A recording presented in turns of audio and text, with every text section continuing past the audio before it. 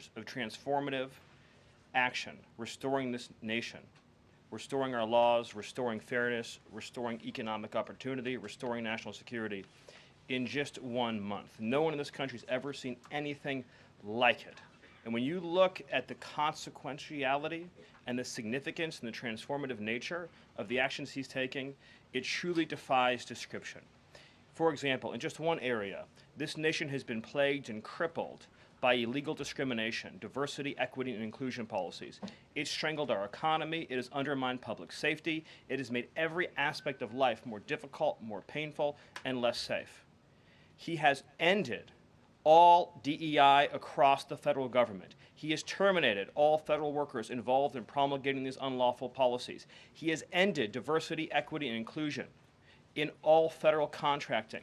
He has restored merit as the cornerstone of all federal policy, restored the full, fair, impartial enforcement of our federal civil rights laws for the first time in generations.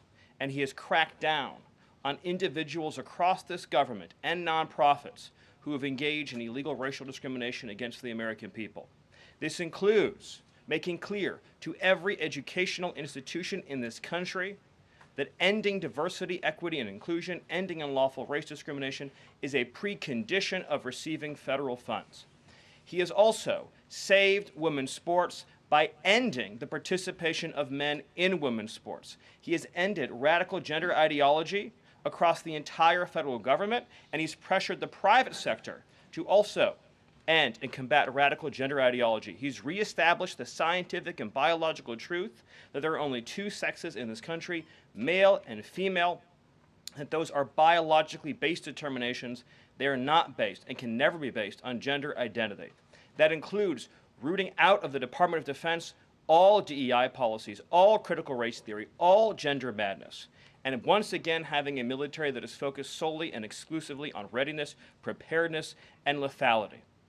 As I'm sure Kevin will talk about more, of course, he has undertaken a historic cost-cutting effort across the federal government, launching the first ever Department of Government Efficiency, uncovering corruption on a scale that we never thought imaginable, terminating every single federal worker that we have found to be engaged in the corruption and theft and the waste of taxpayer dollars, and already saving $50 billion in a single year, which over a 10-year period would be $500 billion.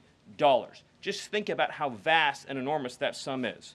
Of course, as you all know, he has renamed the Gulf of Mexico to its correct and proper name, the Gulf of America. He has renamed Mount Denali into Mount McKinley, part of a historic effort to restore patriotism and national pride all across this land. He has ended the weaponization of the federal government, restored the Department of Justice to its true mission of combating threats to this nation and keeping the American people safe. He has ended all federal censorship of free speech. This has been one of the greatest crises that has plagued this nation.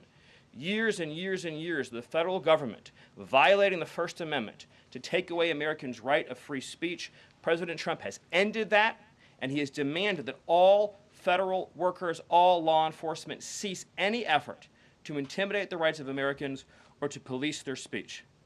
He has also restored the death penalty at the Department of Justice, including for illegal aliens who commit murder, including for those who murder cops, and including for all of those who threaten Americans with heinous acts of violence. The death penalty is back, law and order is back, the streets are being made safe once again. On the public health front, he has launched the nation's first ever commission, the MAHA Commission, Make America Healthy Again, following the historic confirmation of RFK Jr., to finally uncover the true root causes of the public health crisis in this country, the childhood disease epidemic in this country, the spiraling rates of pediatric cancer, and devastating childhood sickness. He has finally created a situation where the federal health agencies in this country will be focused on preventing disease, on keeping children from getting sick in the first place, not sending them to a lifetime in and out of hospitals, suffering needlessly, when we can find ways to prevent this epidemic of illness. Then, of course, on Homeland Security. Today, it is officially the law of the land, at the conclusion of the congressional notification process, that 6 Mexican cartels and 2 transnational gangs, Tren de Aragua, or TDA, and MS-13, so 8 organizations in total, are now formally designated as foreign terrorist organizations, which means that every single member of those organizations who operates on U.S. soil is now, as a legal matter, a terrorist, and they will be treated as terrorists. This is a sea change in U.S. policy, and this means the Department of Justice and the Department of Homeland Security, along with the rest of U.S. law enforcement and the Department of Defense, are now operating in a legal reality where these cartels are recognized as terrorists, and there will be a whole of government effort to remove these terrorists from our soil and to degrade their ability to threaten or undermine any American security or sovereignty interests. Border crossings, since the day he took office, are down 95%. I think it's almost impossible to even describe the scale and scope of that achievement. President Trump, within days of taking office, cut border crossings 95%. And those few who have dared to cross are being either prosecuted or deported. They're either facing significant jail time for trafficking, smuggling, harboring, aiding, impeding, or they're being immediately removed from our soil. Either way, at the end of the process, they are going home. He's re-implemented Remain in Mexico, and he has obtained historic cooperation from foreign countries all around the world in accepting their deportees back. And he has used the United States military to fully seal the southern border with a historic deployment of both active duty and National Guard troops, resumed the building of infrastructure, he has opened up Guantanamo Bay, and he's using military aircraft to carry out deportations all across this country. And ICE is joining with ATF, DEA, and FBI to carry out the largest deportation operation in American history. The criminals are going home, the border is sealed shut, America is safe, sovereign, proud, and free. We are a nation that everyone in the world understands all across this planet. You do not come here illegally, you will not get in, you will go to jail, you will go home, you will not succeed. This is the biggest and most successful change in any area of law enforcement that this nation has ever seen, and he did it in under 1 month. Thank you. Yes. Well, thank you, Karoline. Thank you, Stephen. You know, one of the things that President Trump cares most about is job creation, and it was about 7 years ago I had the honor of joining you in this room for the first time, and it looks like we've created a lot more jobs in the last month. Look at how many people are here. My estimate is about 180, but I didn't count. So thank you. It's really an honor to be back here. I think that I just want to go over a few things and then hand it off to Mike. The first thing is that the president has told us to prioritize fighting inflation. And he had to do that because, as you know, President Biden let inflation get completely out of control.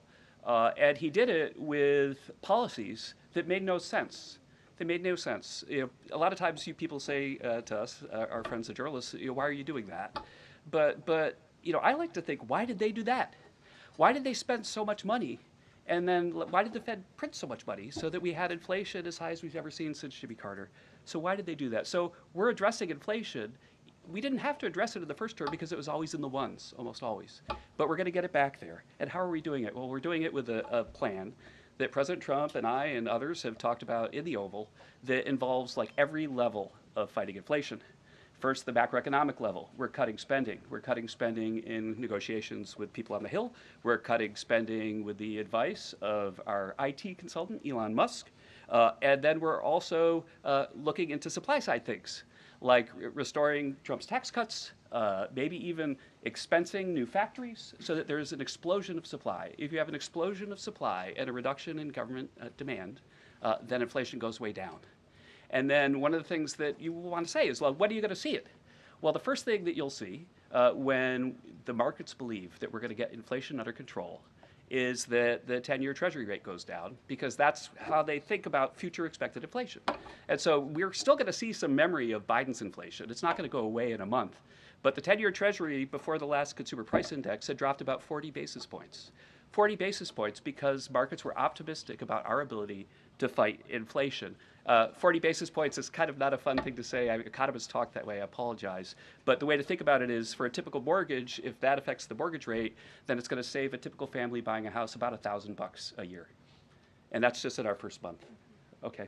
The second thing we've done is we've had a lot of trade talks. In fact, I was just meeting a minister from Mexico with Howard Lutnick just a couple of hours ago. And we're talking about reciprocal trade, and we're also talking about the fentanyl crisis. And so reciprocal trade is about our government treating other governments the way they treat us. We want trade to be fair. It turns out that Americans have been disadvantaged by foreign governments over and over, and President Trump wants it to stop. And the fact that struck me as most noticeable when I started to look at what President Trump was asking us to do is that last year we have data, U.S. companies paid $370 billion in taxes to foreign governments. $370 billion. Last year, foreign multinationals paid us $57 billion in taxes. We have 1/4 of world GDP. They have 3/4 of world GDP, and we're paying 370, they're paying 57. This is not reciprocal. We're going to try, or we're going to, fix it.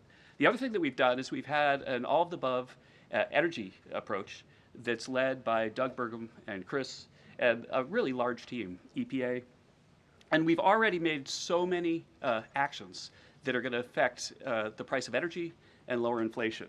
We've opened up 625 million acres to energy exploration. We've cut 50 years of red tape that makes it so you can't have permits. And we've even made it so that when you go home, if you get a new one, then you can take a shower or flush a toilet or read under a light bulb. We're doing that too. So finally, let's just think about like the facts that we can see right now that we think are awesome. So guess what? Small business optimism has gone up by the most ever since President Trump came in. ISM, which is the measure of what's going on in manufacturing, it's expanding again for the first time in years. CEO confidence is the highest it's been in years. And the reason people are thinking this is that our policies give people cause for optimism. And then I want to reiterate what Stephen Miller said, because it's so important, and it's so important for financial markets to start to digest this, that if, say, the Treasury Secretary or any cabinet secretary with Elon Musk is able to find some savings, say $100 billion, well, in CBO land, that's actually like about 10 times that, or maybe 12 times that, over a 10-year window. And so when you're thinking about the negotiations right now over reconciliation and thinking about, well, 4 trillion, 5 trillion, well, those numbers in terms of the savings are going to end up being small because of all the waste that we're finding. And so we're incredibly optimistic about the future of inflation and the future of our economy, and we're optimistic because we're making so much progress so far, and we already see it in market prices. And with that, I'll hand it off to Mike. All right. Thanks, Gil. Well, good afternoon.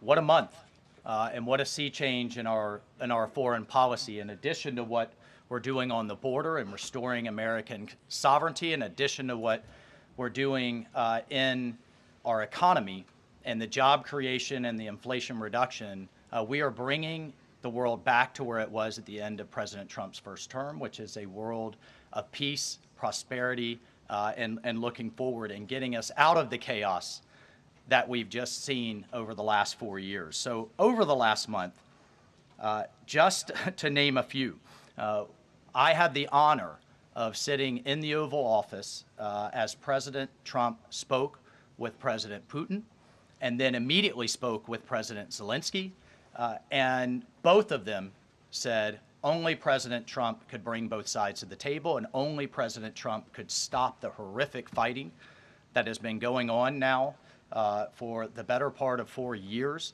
and that only President Trump could drive the world back to peace. Both of those leaders said that in back-to-back calls. And of course, we just had our historic talks mediated by our good friends and partners, Saudi Arabia. We give great thanks to Crown Prince Mohammed bin Salman for hosting, and sat down for the first time in years with the Russians and talked about a path forward with peace. On top of that, and one of the things that led to that was the tremendous confidence building measure that we had with the release of Mark Fogel. I'll remind everyone, the last time that we had an American released from the Russians, either we gave up a deadly spy, pressured our allies to give up a lethal killer, or we released, under the Biden administration, the world's most notorious arms dealer, Victor Bout, who, by the way, had one of his main clients for arms, the cartels in Mexico and Central America. We gave up none of that.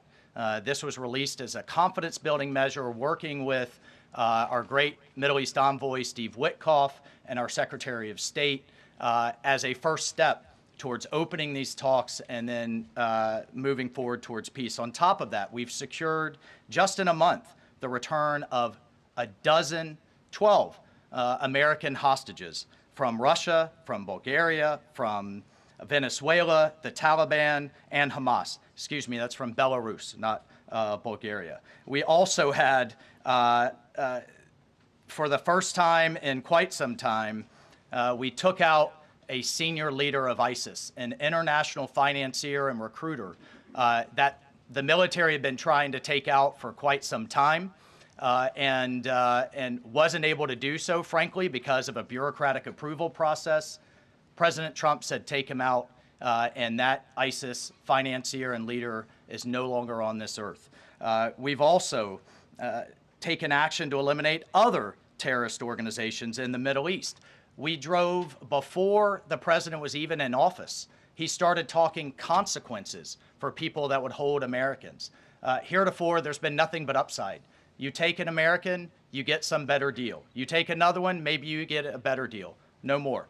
There is now nothing but downside for taking Americans illegally, either as hostages or illegal detainees. And when President Trump sent a very clear message across the Middle East, but particularly to Hamas, that there would be all hell to pay, we suddenly saw a breakthrough. And now we just saw the release of yet another group of hostages. There have been dozens now, including 2 Americans that we've seen once again reunited with their families. As part of the talks with King Abdullah, he offered, and I think the entire world is graciously accepted, to take 2,000 sick children, cancer patients, and others out of Gaza as a humanitarian gesture. 2,000 Gazans will come out of that hellhole that it is, that wasteland that Gaza is right now, with unexploded ordnance, with debris everywhere, with no sewage, with no water. And President Trump has put forward a plan to deal with the practical reality that is 1.8 million Gazans now truly suffering.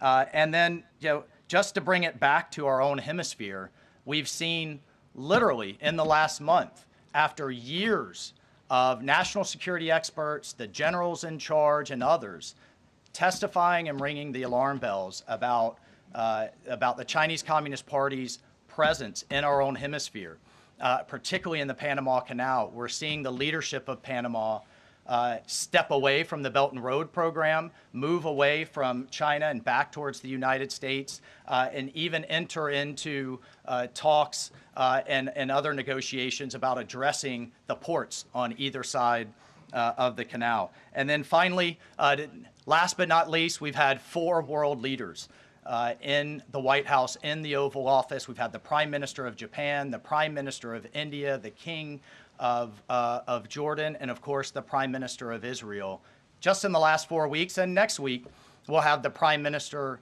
of the United Kingdom, and we'll have the President of France, Macron. So President Trump is on what we call Trump warp speed.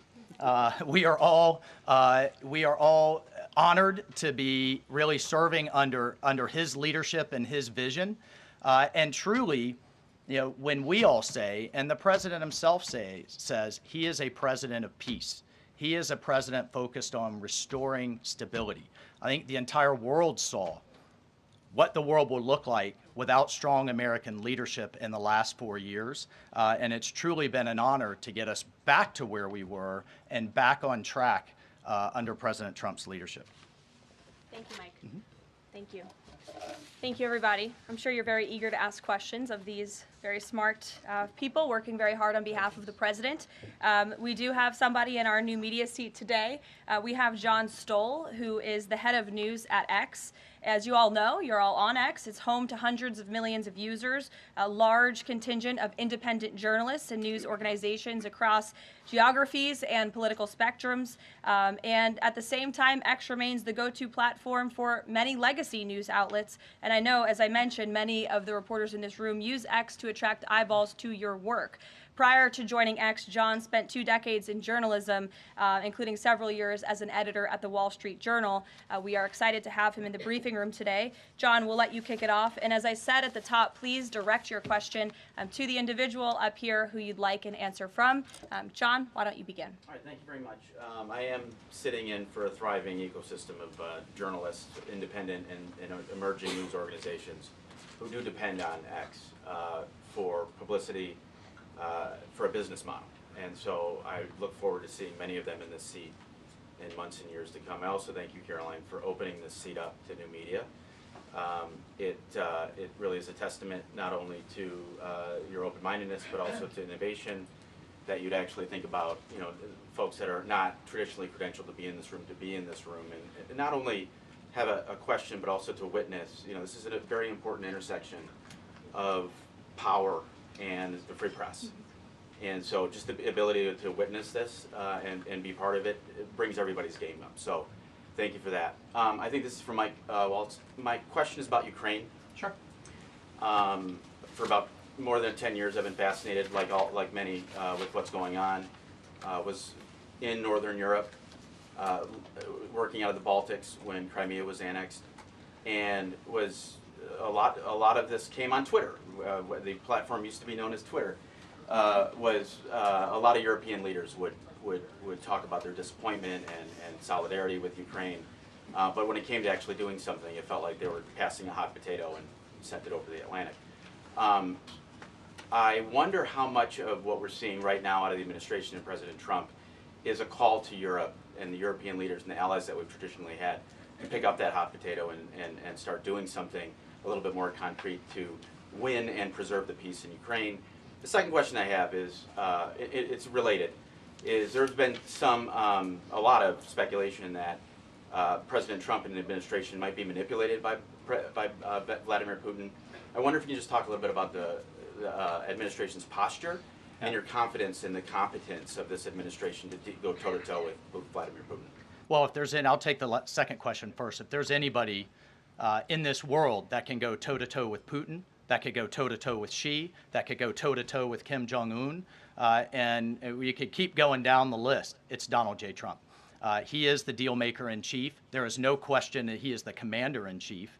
And I, for one, and I think all Americans and around the world should have no doubt about his ability to not only handle Putin, but to handle the complexity of driving this war to an end.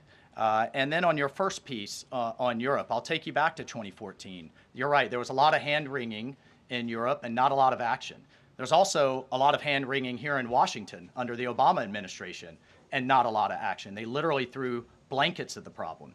And so I'll remind everyone that Putin had some type of conflict, invasion, or issue with their neighbor under President Bush with Georgia, under President Obama with Ukraine 2014, not under President Trump 45, and again with President Biden in 2022. The war should have been deterred. The war should have never happened, and I have no doubt it would not have happened under President Trump and will stop under President Trump again. But I just want to push back on this notion of our European allies not being consulted as we've entered into this process. I already mentioned the immediate phone call President Trump made to President Zelensky. He has talked to President Macron of France repeatedly last week. President Macron convened European leaders and then is coming here on Monday. Prime Minister Starmer is coming next Thursday. I've talked to every one of my national security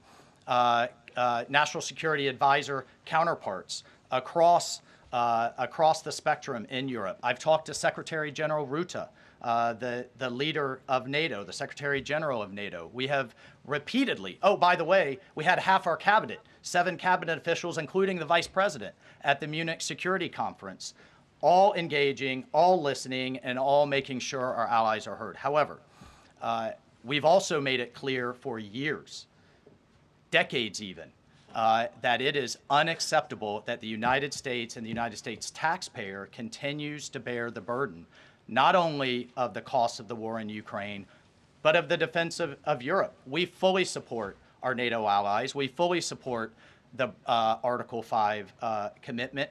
But it's time for our European allies to step up. And one of the things that Secretary General Rutte said on our call was, this last couple of weeks have been a real wake-up call. And I asked him, what have you been missing the last couple of years? The fact that we are going to enter into a NATO summit this June with a third of our NATO allies still not meeting the 2% minimum, a commitment they made a decade ago, literally a decade ago, with a war on their doorstep, the largest war that they're all extremely concerned about, but yet it's, well, somebody else needs to pay.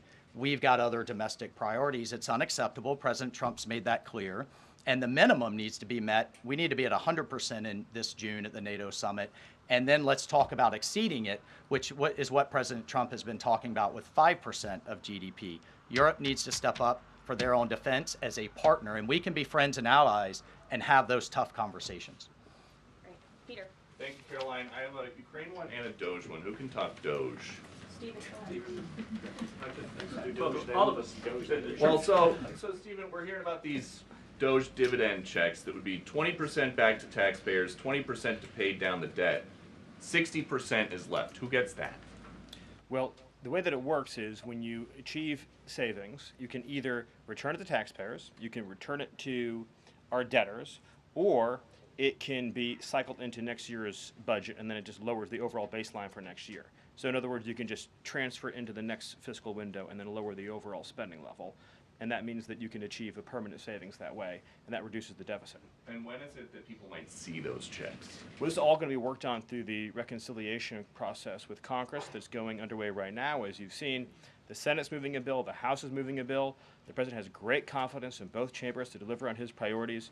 I would just take this opportunity to note that President Trump has made a historic commitment to the working class of this country to fight for major tax relief and major price relief.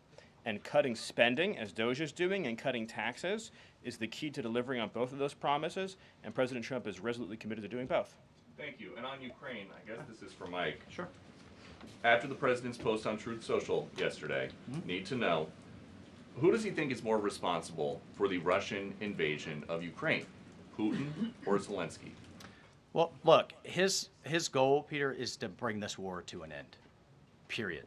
And there has been ongoing fighting on both sides. It is World War I style trench warfare. His frustration with President Zelensky is that you've heard is multifold. One, there needs to be a deep appreciation for what the American people, what the American taxpayer, what President Trump did in his first term, and what we've done since. So some of the rhetoric coming out of Kyiv, frankly, and insults to President Trump were unacceptable, number one. Number two, our own Secretary of Treasury personally made the trip to offer the Ukrainians what can only be described as a historic opportunity. That is for America to co-invest with Ukraine in their minerals, in their resources, to truly grow the pie. So case in point, there's a foundry that processes aluminum in Ukraine. It's been damaged. It's not at its current capacity. If that is restored, it would account for America's entire imports of aluminum for an entire year. That one foundry. There are tremendous resources there. Not only is that long-term security for Ukraine, not only do we help them grow the pie with investments, but we do have an obligation to the American taxpayer in helping them recoup the hundreds of billions that have occurred. So, rather than enter into some constructive conversations about what that deal should be going forward, we got a lot of rhetoric in the media that was incredibly unfortunate. And I could just tell you, Peter, as a veteran, as somebody who's been in combat, this war is horrific. And I think we've lost sight of that, of the literally thousands of people that are dying a day, families that are going without the next generation. And I find it kind of, frankly ridiculous. So many people in Washington that were just demanding, pounding the table for a ceasefire in Gaza are suddenly aghast that the president would demand one and both sides come to the table when it comes to Ukraine, a war that has been arguably far greater in scope and scale and far more dangerous in terms of global escalation to U.S. security. And I do have one for Caroline. Does President Trump have a bet with Trudeau about this USA-Canada hockey game tonight? And when there is a big hockey game on, is the president watching for the goals or for the fights? Probably both. I think he's watching for the United States to win tonight. I know he talked to the USA hockey team this morning. He talked to the players after their morning practice around 10 o'clock. And I also spoke to some folks from that team after. They were jubilant over President Trump's comments to the team. I believe they're going to put out a video of that call. So he looks forward to watching the game tonight, and we look forward to the United States beating our soon-to-be 51st state, Canada. Bloomberg, go ahead. My question is for Mike Waltz. Can you give us a readout of Kellogg's meeting with Zelensky that just wrapped up? And in particular, Zelensky publicly rejected this deal about the rare earth minerals. Where does that stand? Well, we're going to continue to have, he needs to come back to the table, and we're going to continue to have discussions about where that deal is going. Again, we have an obligation to the taxpayer. I think this is an opportunity. The president thinks this is an opportunity for Ukraine going forward.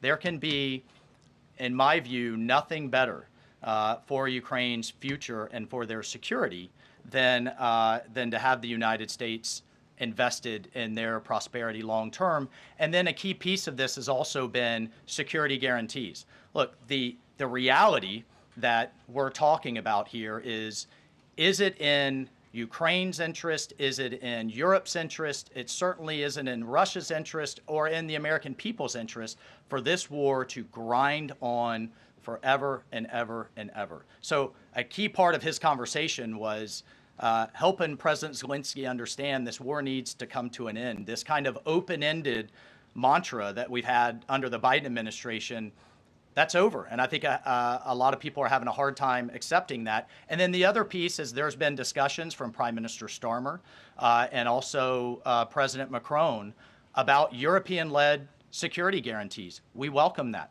We've been asking Europe to step up and secure its own prosperity, safety, and security. So we certainly welcome that, and we certainly welcome more European assistance. As I told my counterparts, come to the table with more if you want a bigger seat at the table. And we've been asking for that for quite some time. And has Russia pushed for sanctions in your talks with them? And have you consulted with international partners and allies about potentially rolling back sanctions in these negotiations to end the war? The talks with our Russian counterparts, both with my counterpart, the National Security Advisor, Secretary Rubio's counterpart, the Foreign Minister Lavrov, it really was quite broad, focused on what is the goals for our broader relationship, but very clear that the fighting has to stop to get to any of those brighter goals. And as a first step, we're just going to do some common sense things like restore the ability of both of our embassies to function. And again, this is common sense in foreign policy world. They call it shuttle diplomacy. We have to talk to both sides in order to get to both sides to the table, and both sides have said only President Trump could do that. Deanna. Thank you, and my question is for Mike Waltz. All right. Sorry. The president has called Zelensky a dictator. Does he view Putin as a dictator? And does he want Zelensky out of power? I know he's called for elections. And then thirdly, the head of the Defense Committee in Ukraine's parliament just has claimed that the U.S. has stopped selling weapons to Ukraine. Is that true? Well, most of our weapons that have gone to Ukraine have been part of a drawdown authority where we've literally taken them out of our stocks and then eventually through appropriations started buying them again to refill our stocks. I'll just state that there has been a lag in a lot of that process. So many of our stocks, as we look at our operations around the world, are becoming more depleted. That's one of the reasons many people have had a lot of concern about when does this end? How much is it going to take? How many lives will be lost? How much will we spend? As a member of Congress, we repeatedly asked the Biden administration those questions, and we never got a satisfactory answer. Look, President Trump is obviously very frustrated right now with President Zelensky. The fact that that he hasn't come to the table, that he hasn't been willing to take this opportunity that we have offered. I think he eventually will get to that point, and I hope so very quickly. But President Trump, as we made clear to our Russian counterparts, and I want to make clear today, he's focused on stopping the fighting and moving forward. And we could argue all day long about what's happened in the past. Reagan. Yeah, what about I have a What about- question Oh, the for IRS. Stephen. Excuse me, I just called on Reagan. Reagan, go ahead. I have a question for Stephen and a question for Mike. Sure. Stephen, I can start with you. There have been Thank you. reports that Trump is unhappy with the rate of deportations and he wants them to be higher. Is the president happy with the rate of deportations, and are there any plans to speed up the process? Well, first of all, we all appreciate the encouragement from the media to deport as many illegal aliens as humanly possible. So thank you, and I will promise you that the full might of the Department of Homeland Security, the Department of Justice, the Department of Defense, and every element and instrument of national power will be used to remove, with speed, all criminal illegals from the soil of the United States of America, to enforce final removal orders, and to ensure that this country is for American citizens and those who legally belong in this country. We inherited an ICE that was completely shuttered. We inherited a Department of Homeland Security whose sole mission was to resettle illegal aliens within the United States of America. In 30 days, the president sealed the border shut, declared the cartels to be terrorist organizations, has increased ICE deportations to levels not seen in decades, and we are shortly on the verge of achieving a pace and speed of deportations this country has never before seen. Thank you. And Mike, there have been reports that there's some underground opposition to Trump's pick for Undersecretary of Defense and Policy, Elbridge Colby. Have you or anyone from the administration been personally lobbying senators to support Elbridge Colby? Look, I've worked with Colby in the past. He has the president's full support to be the Undersecretary of Policy, which will be a critical policy arm for Secretary Hegseth going forward that will implement a lot of these policies. And really, that's been to the extent of it. I think there's been a lot of kind of, breathless, I don't know, back and forth in the press. But we're full speed ahead to get the president's team in place so we can implement his America First policy. Thank you. Mike has spoken pretty extensively. Does anybody have questions for Stephen or for Mr. Hassett? Nobody wants to talk about the economy? Sure. IRS? Okay, go ahead. This would be for either one of you. So we reported, several other outlets have reported that about 3,500 people are due to be lose their jobs at the IRS by the end of the week. If the goal of these spending cuts across the federal government has been to reduce the debt, why impose some of the deepest cuts we've seen so far at the agency responsible for raising revenue for the federal government? Well, I think our objective is to make sure that the employees that we pay are being productive and effective. And there are many, more than 100,000 people working to collect taxes, and not all of them are fully occupied. And the Treasury Secretary is studying the matter and feels like 3,500 is a small number. And probably can get bigger, especially as we improve the IT at the IRS. And so I think that it's absolutely something that is on the table for good reasons. And the point is that don't just talk about the IRS, talk about all of government. That there are so many places, I live in DC, you maybe live in DC, where nobody's going to the buildings. People aren't commuting because nobody's doing their job. We look back and we see that there are all these people doing 2 jobs while they're getting a government payroll on the payroll. So the point is we're fixing that, and the IRS is a small part of that picture. So you're saying that everybody who's being let go was doing a bad job? I'm saying that we're studying every agency and deciding who to let go and why. And we're doing so very rationally with a lot of support from analysis. Because we're being told by a lot of people who have been let go at other agencies that they were told they were being dismissed because of poor performance, when in some cases, they haven't even had a performance review yet because they've only been on the job a couple of months. Yeah, I've never seen a person who was laid off for poor performance say that they were performing poorly. Okay. Caroline? Good point. Sure, Caitlin. I have a question. I'll start with you, Kevin Hassett. Thank you for being here. And then I've got a question for Mr. Waltz. On these potential checks that you might send out from Doge, is there a concern as you're thinking through this that they could be inflationary? Oh, absolutely not, because imagine if we don't spend government money and we give it back to people, then if they spend it all, then you're even. But they're probably going to save a lot of it, in which case you're reducing inflation. Okay, so And also, when the government spends a lot, that's what creates inflation. We learned that from Joe Biden. And so if we reduce government spending, then that's, reduces inflation. And if you give people money, then they're going to save a bunch of it. And when they save it, then that also reduces demand and reduces inflation. Okay, so you're not worried about it. And No, I'm Mr. not. Waltz, to follow up on Peter's question, you wrote in an op-ed in the fall of 2023 that, quote, Putin is to blame, certainly like Al-Qaeda was to blame for 9/11. Do you still feel that way now, or do you share the president's assessment as he says Ukraine is to blame for the start of this war? Well, it shouldn't surprise you that I share the president's assessment on all kinds of issues. What I wrote as a member of Congress was as a former member of Congress. Look, what I share the president's assessment on is that the war has to end. And what comes with that? What comes with that should be, at some point, elections. What comes with that should be peace. What comes with that is prosperity that we've just offered in this natural resources and economic partnership arrangement, an end to the killing, and European security and security for the world. The president's not only determined to do that in Europe, he's determined to do it in the Middle East. And just a few months ago, we had an administration that had tried for 15 months, week after week, sitting with you here and couldn't get us to a ceasefire, couldn't get our hostages out. Now we're at that point. We're back to maximum pressure on Iran, and we have just begun, and we will drive towards a ceasefire and all of those other steps. I'm not going to pre-negotiate or get ahead of the sequencing of all of that. It's a very delicate situation. But this is a president of peace, and who here would argue against peace? Okay, so you do share that assessment. And can I follow up? In 2017, ahead, then President Trump. Go ahead, Can I just follow Jordan. up Thank really you. You quickly? just So, had two questions, Caitlin. Meg, can I Jordan, just- go ahead. Mr. I have an important Hassett. follow-up from Jordan, Mike go Waltz. ahead.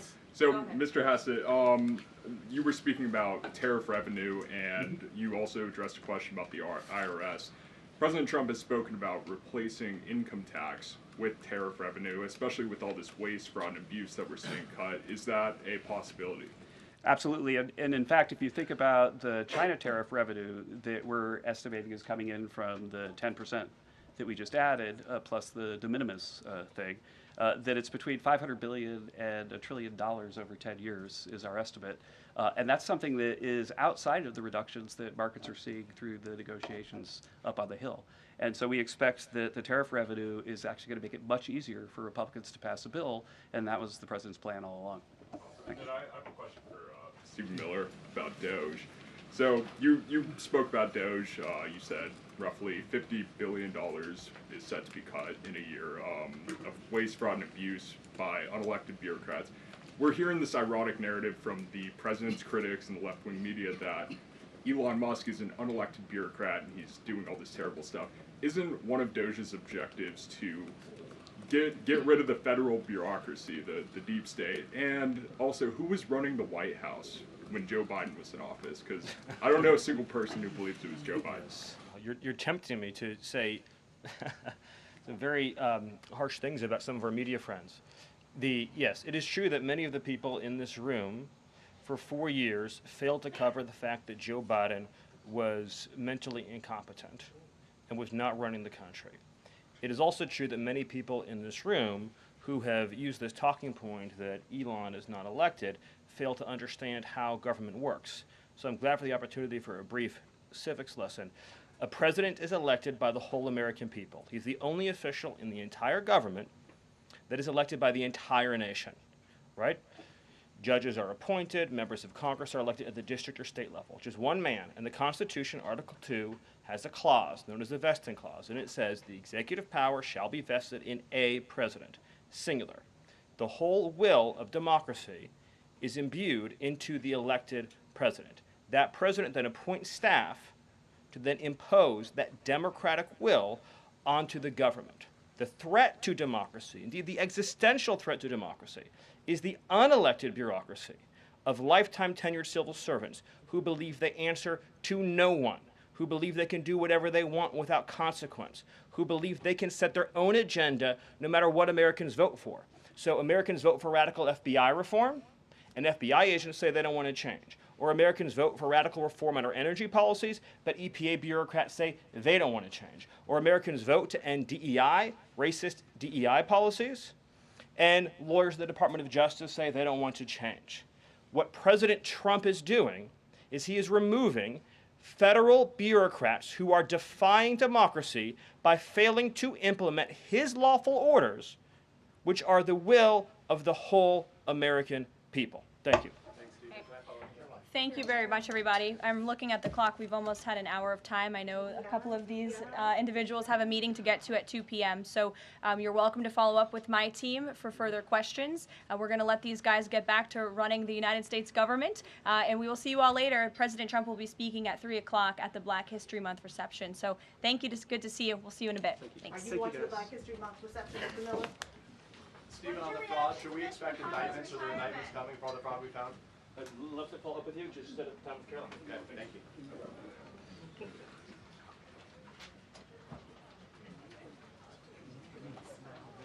When I say DEI, so